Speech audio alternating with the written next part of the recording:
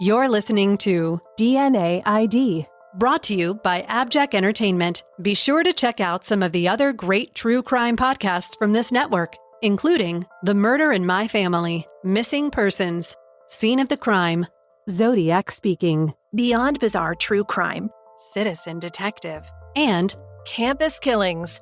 All of these podcasts are available for you to binge on right now, wherever you listen to podcasts. Subscribe where you're listening to this podcast so you don't miss an episode.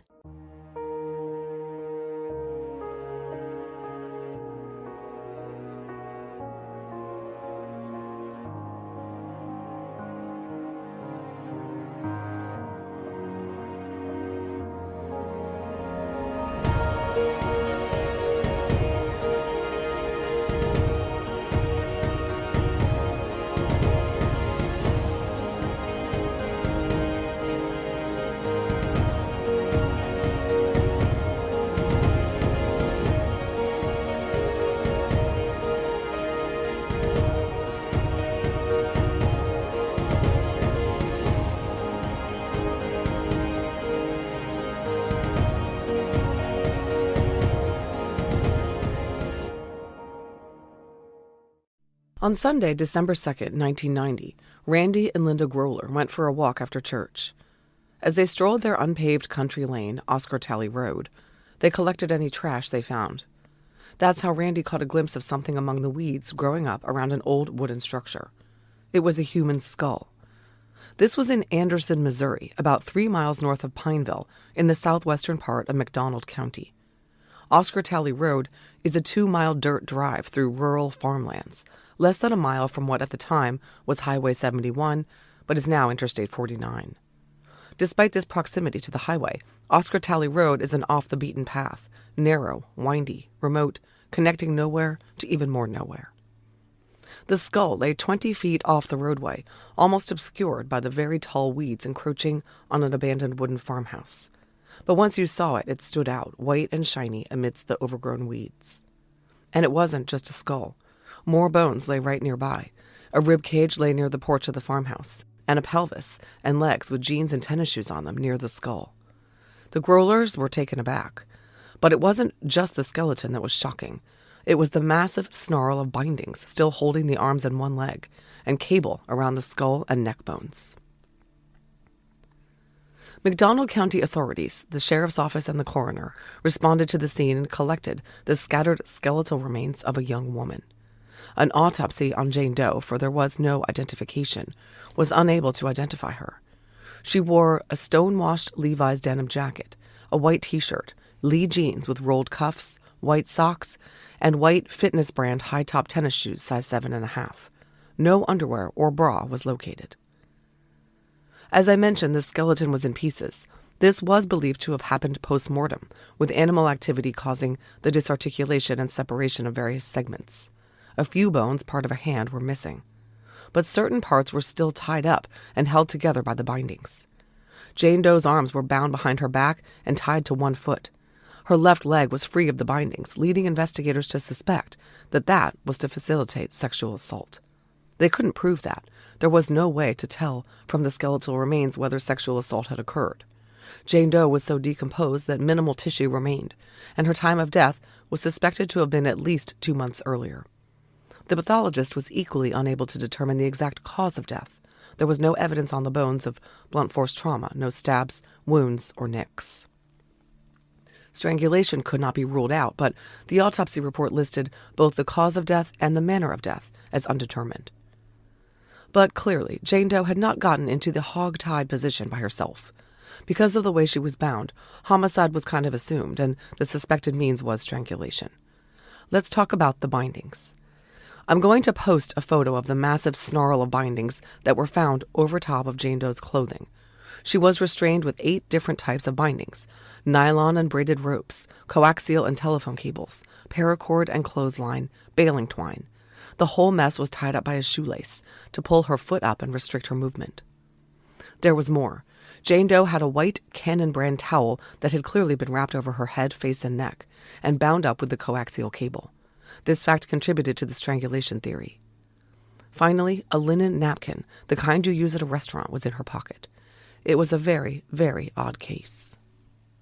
No toxicology tests were able to be performed on Jane Doe as she was too decomposed, but the coroner's office was able to determine that Jane Doe was white, between 5 foot 1 inch and 5 foot 4 inches tall, and between 20 and 30 years of age. They also knew she had brownish auburn collar-length hair, as hair was found with the skull.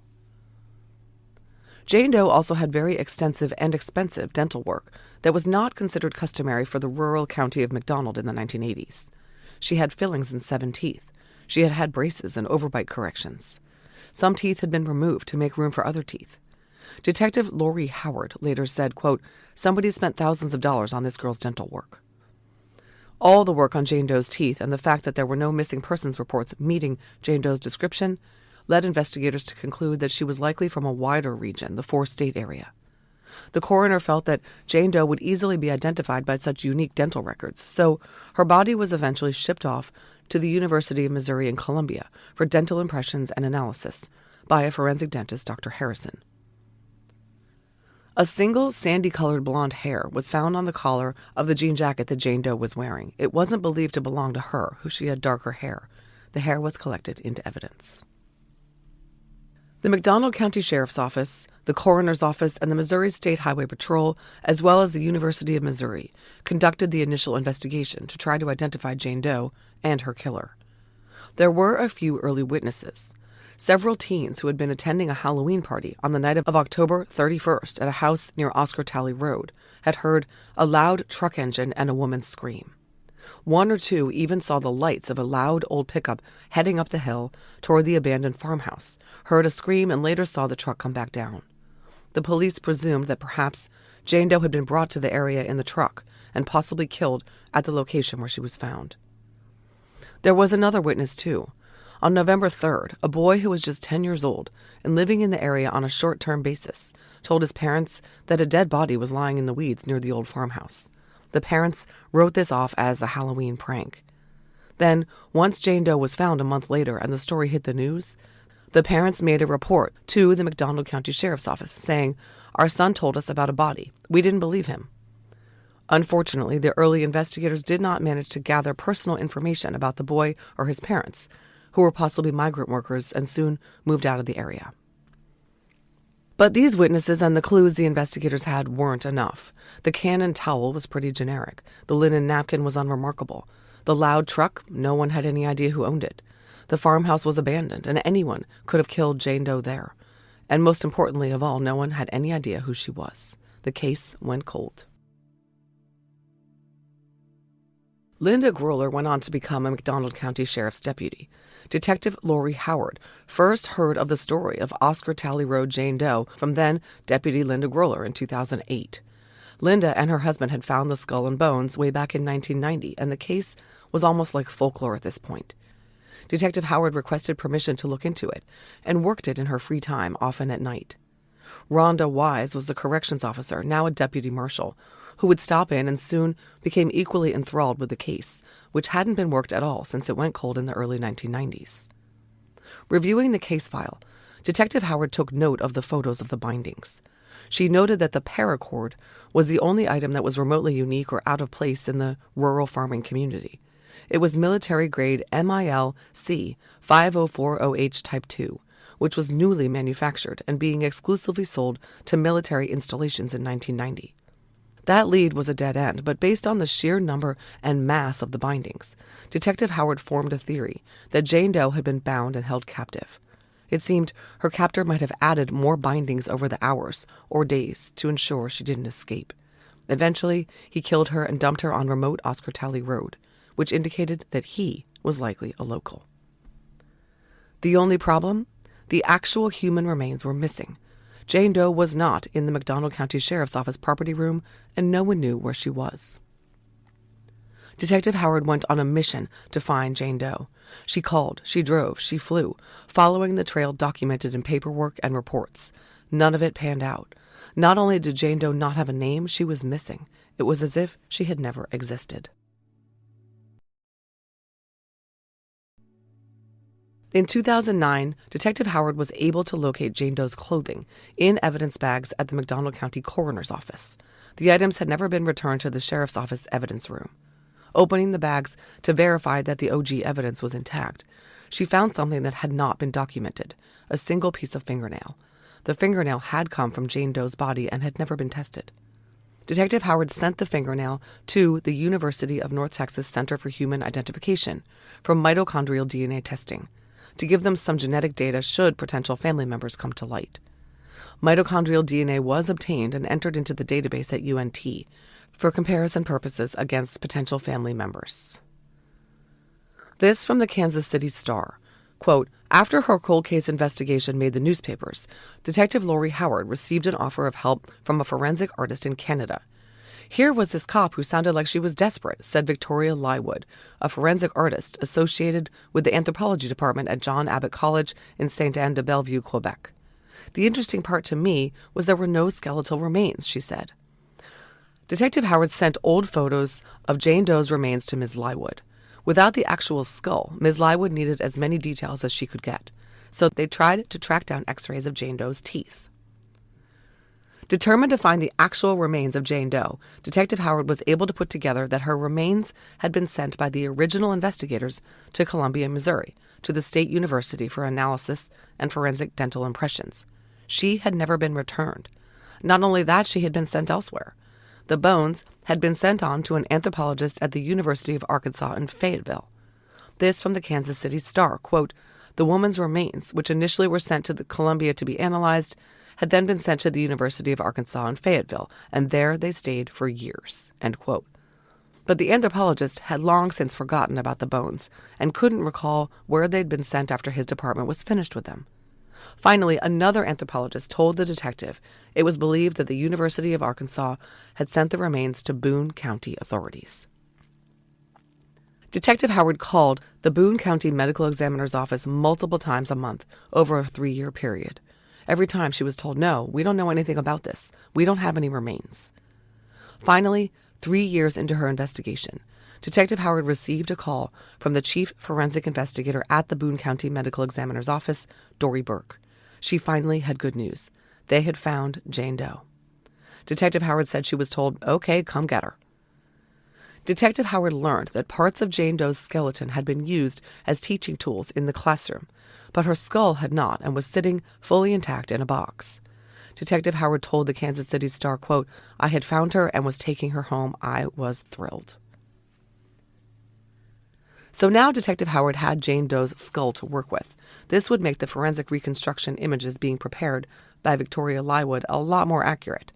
But there are restrictions on sending human remains across national borders. So Detective Howard begged the local hospital to do a CT scan of Jane Doe's skull and mandible. The hospital director grudgingly allowed the detective to do this in the middle of the night off the record. This was the first time it had ever been done. The scans were sent to Victoria Lywood, as was a cast of Jane Doe's teeth that Detective Howard had had made. In April of 2011, Detective Howard had been working the Jane Doe case for 3 years. Jane Doe became known to her as Grace Doe, after another detective commented that it might be only by the grace of God that Jane Doe's identity would ever be found. A year into the forensic imaging process, Detective Howard got an email from Ms. Lywood. The subject line, Lori, meet Grace. They finally had an image of what Grace Doe might have looked like. This all took a year or more, and Ms. Lywood worked totally pro bono. Jane Doe's reconstruction images were released to the media with a request to blast them everywhere. This from Forensic Magazine, quote, Detective Howard had an image created by a facial reconstruction expert, Victoria Lywood, based on a CT scan of the skull. The results were entered into the NCIC system and NamUs. This produced some leads, but none helped.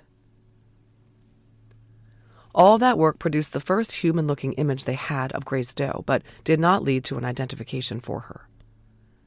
Detective Howard knew it was time to go the DNA route and get Grace Doe's genetic data into the CODIS Unidentified Human Remains database for monthly comparisons to missing persons in the database.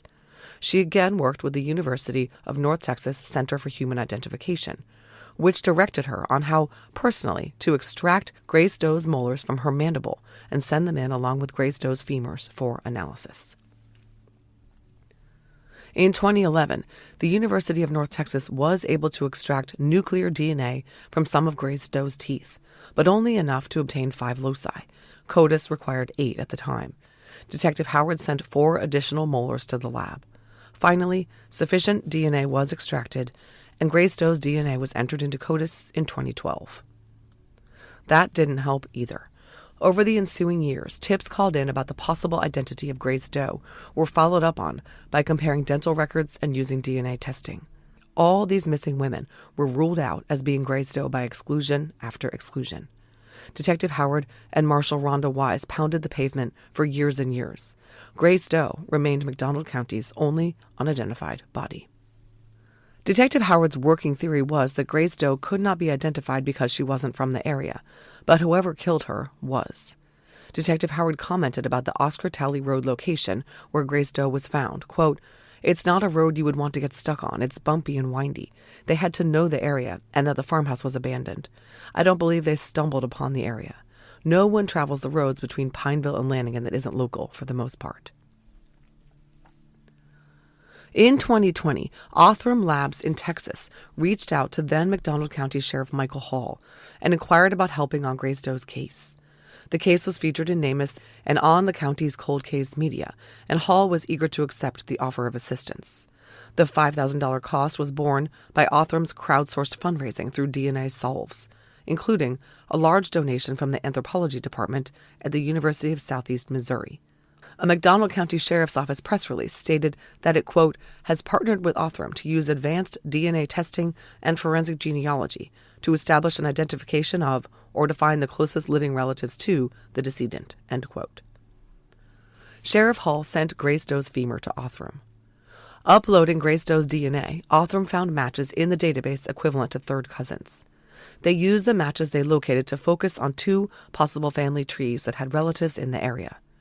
In January 2021, they provided Lieutenant Hall, who was no longer sheriff, with a list of names of people he should contact to obtain family history and tree information and possible reference testing in order to narrow down the pool of candidates who could be Grace Doe. There were 3 contact names on the list for Family B that it was recommended he start with. He started making cold calls. The first 2 numbers he tried didn't answer. The third call was to a Danielle Pixler in Topeka, Kansas. He asked her to step out of work for a sensitive conversation. Lieutenant Hall told me that as soon as he asked Danielle if she had anyone missing from her family, she knew right away who he was talking about, her missing half-sister, Shawna Garber. Danielle told Lieutenant Hall that she had not seen Shawna since she was a baby, and she and Shawna were both placed into foster care in Kansas. She had been looking for her sister for more than 28 years.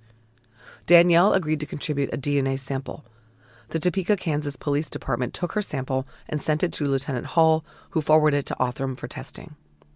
Othram used their rapid familial test called KinSNP. On March 29, 2021, Othram called the sheriff's office saying the DNA from Danielle Pixler was a match to Grace as a half-sibling.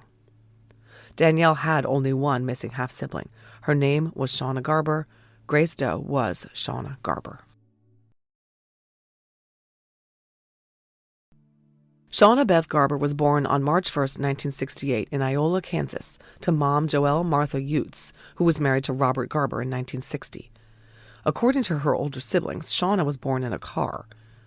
She lived in a single-parent household in eastern Kansas with her older brothers Roger and Robert and her younger half-sister Danielle. Robert later recalled to KC.com that his younger sister Shawna Beth had his same auburn hair and was happy all the time. She had a big smile. But Shawna would very quickly encounter tragedy. By all accounts, Joella was a very unfit mother. When Shawna was 5 years old and the older boys were asleep, Joella poured lighter fluid on her young daughter and lit her on fire. This all from KC.com. Shawna was severely burned and was hospitalized at the KU Medical Center so her face could be reconstructed and her body healed the best it could. The extensive dental work the McDonald County authorities had detected was the result of this horrific incident. Shawna was in and out of the hospital and had scars for the rest of her life. As a result of this obscene act of child abuse, the household was broken up and the kids taken from Joella and sent to separate foster homes in Kansas. Rob and Roger stayed together, but Danielle, just a baby, and Shawna were sent to different homes. The last time Rob ever saw Shawna was in March of 1974.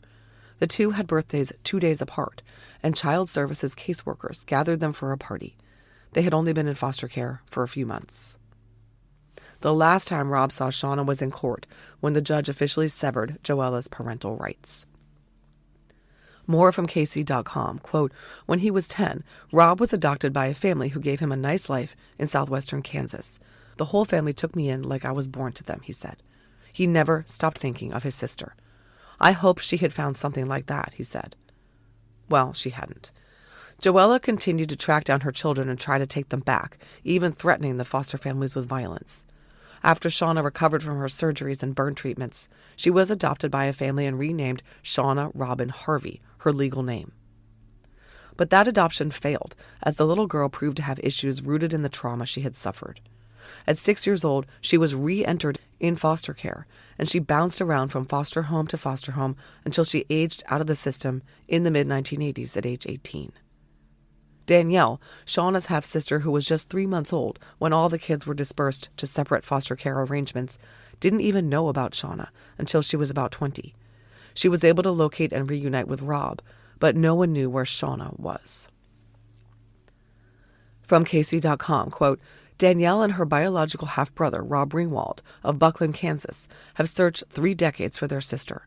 As Rob put it, there was always a hole, a missing piece." Danielle told Casey.com about her search for her sister. "I was putting posters out, putting things on doors. I was calling people like, 'Hey, do you know a Shawna Beth Garber?'" At one point, Danielle found her sister's first foster parents. The foster mother told me that when she moved in with her that her face was severely burned. She had to wear diapers because she wet herself all the time because, being frightened, just being in panic all of the time. When McDonald County's Lieutenant Hall finally called Danielle and asked if she had a missing sister, quote, "I was bawling, I was crying, I was a mess. We wanted to find her alive," Danielle told the Kansas City Star. Okay, so Shawna's brother and sister assumed she was alive and they were looking for her in Kansas, where she had disappeared in the foster system. How had she ended up dead in McDonald County, Missouri? Detective Howard was determined to find out.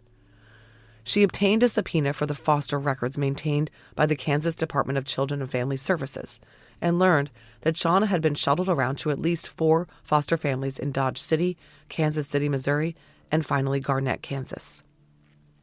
Once she turned 18, Shawna was considered an adult. Detectives located her caseworker, who said that when Shawna aged out of the system, she traveled to the Veneta, Claremore, Oklahoma area, not far from the Missouri state line, to find extended family of her last foster family.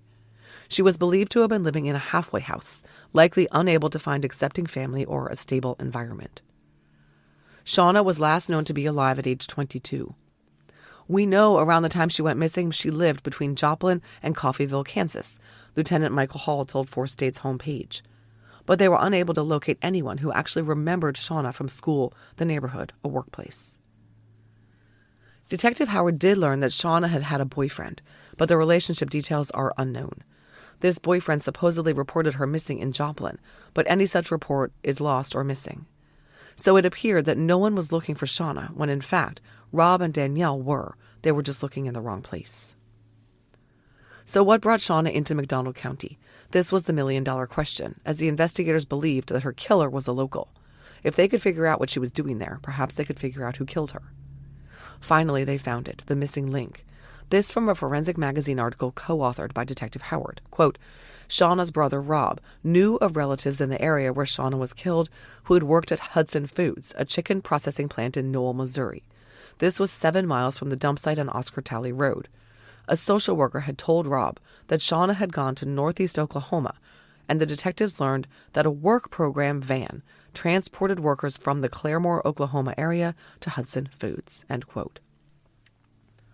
Shawna was being driven into the area daily from Oklahoma to work at Hudson, now a Tyson Foods plant. But the investigators confirmed that one day she wasn't on the van back to Claremore. From 2021 to March of 2024, the McDonald County investigation into the Shawna Garber case continued. As Detective Howard said, "There's been DNA and lab work and bindings and fibers and blood work. It's all been done. This case was solved by talking to people." Well, hundreds of people. One of the people they talked to was Dennis Rader.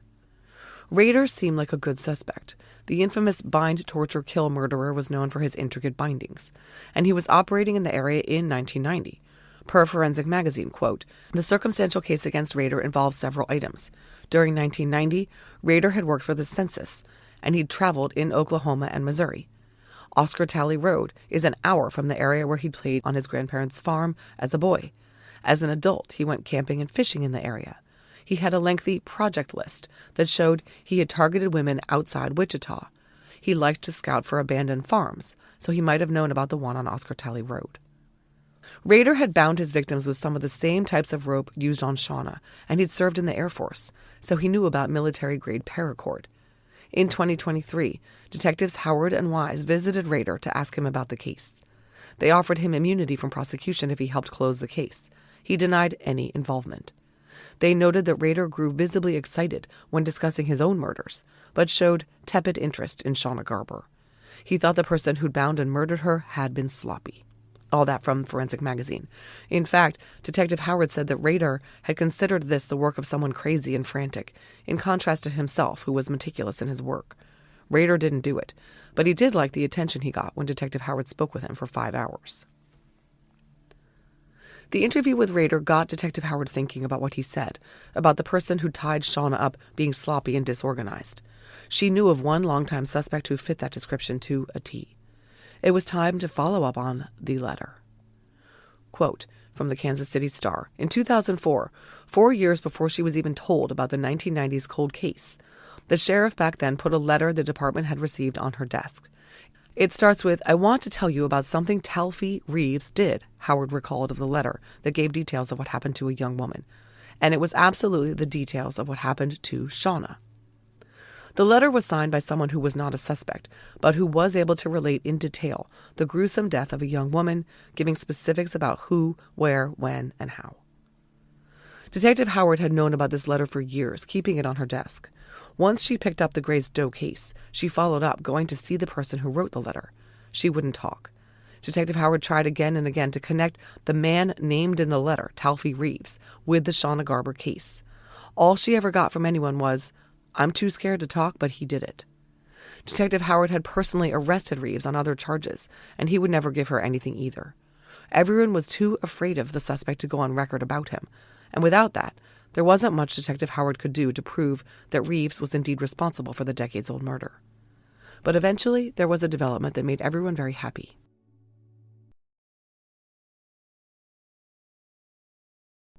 Taffey Reeves of Pineville was killed in a motor scooter accident on Highway 71 in Jane on November 15, 2021.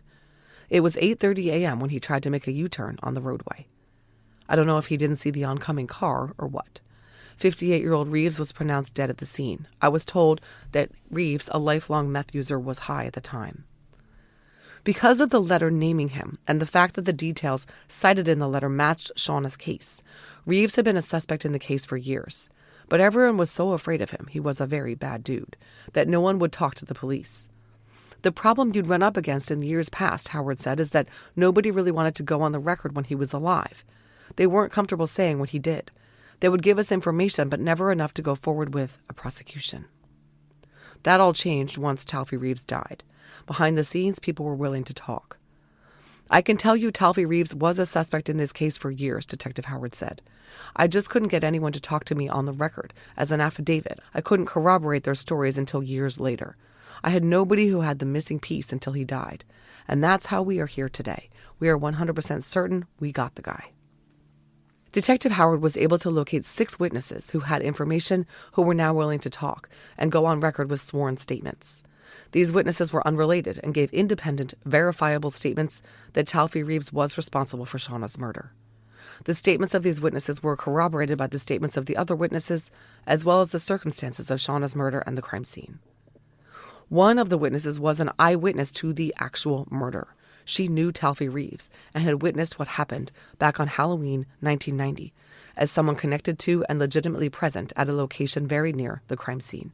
She had never talked before because she was terrified out of her mind of Taffey Reeves. Here's what happened.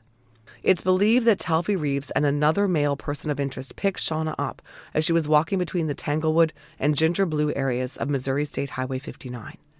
Detective Howard has a witness who has provided information supporting this theory. Both men lived near the abandoned farmhouse on Oscar Talley Road. Detective Howard confirmed that teenage witnesses from the Halloween party, 2 boys and a girl, heard a truck drive down Oscar Talley Road before hearing a single scream. A little while later, the truck drove off. Detective Howard said specifically, quote, "He took her in an old borrowed black Ford truck, loud with no muffler, consistent with the vehicle seen going up the hill that night. We have a witness to that. We know who the truck belonged to. We found the truck, and the owner is dead." Detective Howard spelled it all out on the fantastic Paper Ghosts podcast season dedicated to the disappearance and murder of Dana Stidham, thought to possibly be connected to Shawna's case. She said, "He had a person of interest with him at the time. We were able to determine through both a witness and other sources, now 5 other sources, we've been able to corroborate this story that he takes her." She says that Taffey was in a drug-fueled, frenzied mess and was in the company of someone who was almost bipolar, who came across as angry and aggressive. She went on, "He picks her up, and he takes her up the road where he lives. You can see his home." She says he wrapped her head with the towel and cable so she could not see where they were going. She goes on, "He binds her with what he had in the back of the vehicle. They raped her, and she was screaming so badly you could hear the echo down the valley.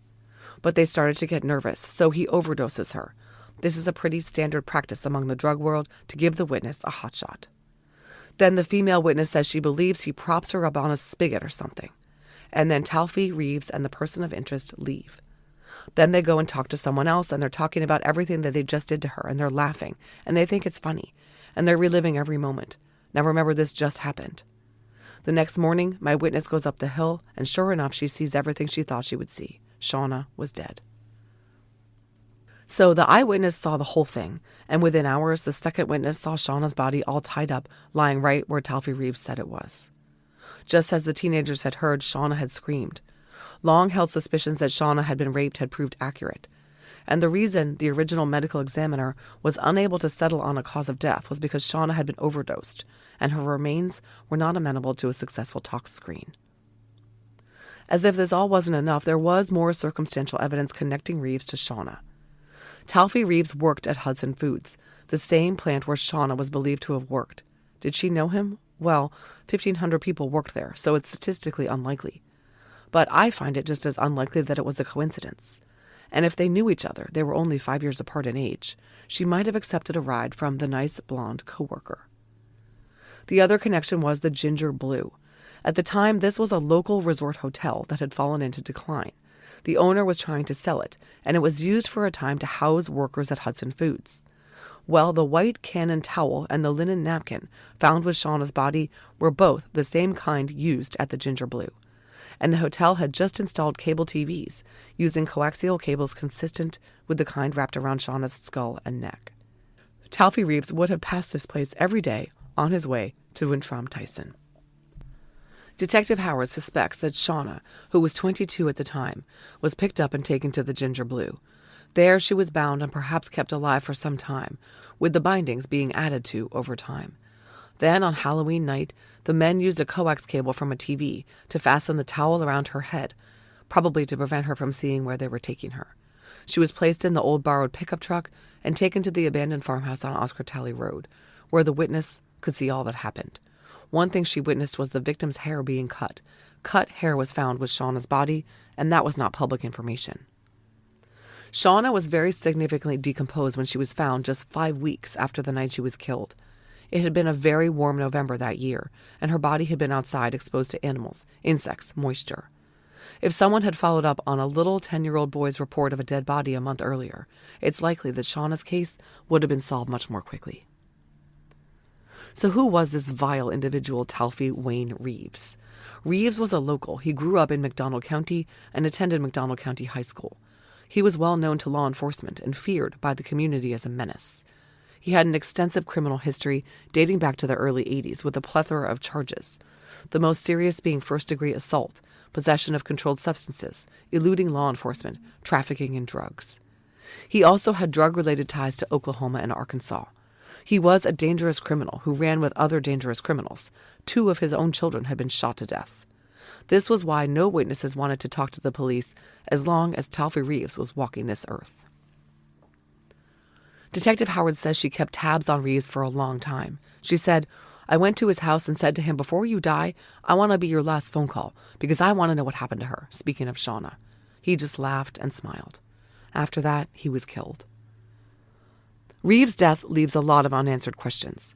There is another piece of holdback information regarding something that was done to Shawna that has not been released. Something that the original investigators documented and was confirmed by the witness to the murder. I asked Detective Howard about this, hoping to get a scoop, but she said she's continuing to hold that one piece of information close to the vest. And that is because she believes it is a signature of Taffey Reeves and that he is a serial killer. She suspects he was involved in other murders of young women that remain unsolved around the region, particularly 2 who were found wrapped in barbed wire. She confirmed for me that the FBI is currently actively investigating Reeves as part of their investigation into the Loria Bible and Ashley Freeman case, and the multi-state drug running in the area. And she has information from witnesses that Reeves did not act alone. For that reason, and that reason alone, Reeves' death is unfortunate. This from the Kansas City Star. I'm not going to lie about it, Detective Howard said. It makes me angry that Reeves died. It's like he got off. I wanted to see him charged. Added Rhonda Wise, it would have been nice to see him face the consequences of his actions. The Kansas City Star spoke with Shawna's brother Rob after the case was solved. I guess karma got him, I'd prefer to see him in prison, but you reap what you sow. I guess in the grand scheme of things, it's poetic justice. He ended up getting killed himself. Had Reeves been alive today, charges of first-degree murder would have been requested from the McDonald County prosecuting attorney Malaya Cheney. Detective Howard has received assurance from Cheney that she would have filed the charges against Reeves. As it stands now, the case status has been changed from an open murder case to cleared by exception. Fox Digital posted a terrifying-looking mugshot of Reeves taken pursuant to an arrest for driving without a license just days before his death. I'll post it on our socials. And I know a lot of you are wondering about the blonde hair that was found on the collar of Shawna's jean jacket. As you'll see when I post this photo of Taffey Reeves, he was definitely blonde. However, the hair had been tested so many times over the years that eventually it was consumed in the testing, so it couldn't be compared to Reeves. Let's get back to the victim in this case, Shawna. She led a truly tragic life, from her mother's abuse to being unadopted and unwanted, to being victimized by Reeves, to being a Jane Doe, to being misplaced and forgotten as a box of dusty bones. This from an interview with Detective Howard on KC.com. Quote, "Once I found out who she was and the tragedy of her life, she was just invisible," Howard said. "So I found myself constantly reassuring her, I won't let you down. You won't stay invisible. People will know that your life was hard." Detective Howard told me, quote, "Her whole life was a tragedy." But even more tragic than Shawna's fate is how easily and happily it could have been avoided. When Shawna's brother Rob turned 18, he set out to find his little sister. They were only 2 years apart in age and had been an integral part of each other's lives for the first 5 years after Shawna was born. So when he reached adulthood, Rob wrote 2 letters to Shawna. The first was to be given to her on her next check-in with the Child Welfare Office in Dodge City, Kansas. Rob told KC.com, quote, "It didn't have anything but my first name, telling her I was out there and that I loved her and I missed her. And if she wanted to come find me when she was old enough, I was waiting." Rob's second letter was to be given to Shawna when she reached 18 and was free to make her own decisions. This letter had all of his information in it, his full name, address, contact information. It let Shawna know that she was loved and wanted. He never heard from her. When Rob married, his wife Jody took up the cause of finding Shawna, calling child welfare offices across the state. They found out that Shawna had never been given his letters. They sat in the case worker's drawer, undelivered. Shawna never knew that she had an older brother who cared about her and offered the promise of a real family at long last. For me, that is the saddest part of the story. Finally, after all was resolved and the McDonald County Sheriff's Office was done with Shawna's remains, they were sent to her family for burial. In June 2021, a funeral was held, and Shawna was interred in Buckland, Kansas, next to Rob's grandson, who was stillborn. Her headstone reads, Shawna Grace Garber. Rob told Detective Howard, "Because I realized she was Grace as long as she was Shawna." Another tragic aspect of Shawna's life was that no one seemed to have a photo of her. Detective Howard felt that this was the last piece of the puzzle, finding out what Shawna looked like as a young adult. She was unable to do so until early September 2024, when a school photo of a young woman was located and verified to be Shawna in 1986. It shows a tousle-haired brunette whose gentle smile belies the tragedies in her life. Of course, I will post that photo, which was taken by a hired photographer at Shawna's high school, because she didn't have a family known to her who cared enough to take her picture. Rest in peace, Shawna, and thank you so much to Marshal Lori Howard for speaking with me about this case. Recently, I let listeners know about a new benefit available to them called an AbJack Insider subscription that's available through Apple Podcasts.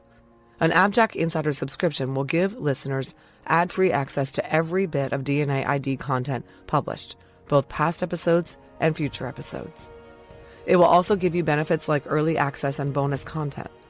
Head over to Apple Podcasts and click on the DNA ID show page or the AbJack Entertainment channel to start a free trial. Thanks for listening to this episode of DNA ID. If you'd like to listen to the show ad-free and help support the show in the process, please head over to patreon.com/DNAID. And if you're interested in some fun DNA ID merch, visit the store at customizedgirl.com/s/DNAID podcast. To contact the show, please email us at dnaidpodcast@gmail.com. Follow us on social media at DNAID Podcast on Instagram, at DNAID Podcast on Twitter, or on Facebook at facebook.com/DNAID Podcast.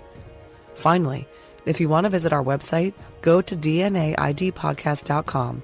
You'll be able to get all the episodes of the show, leave comments on episodes that I can respond to, and you can even leave voicemails. You'll get all the latest news about the show and important updates. Find links to our social media, merch, and a lot more. It's really your one-stop shop for everything DNA ID. DNA ID is written, researched, and hosted by me, Jessica Betancourt. It's produced by me and Mike Morford of AbJack Entertainment. Music by Connor Betancourt. Check out our other collaborative podcasts, Scene of the Crime, Missing Persons, and Beyond Bizarre True Crime.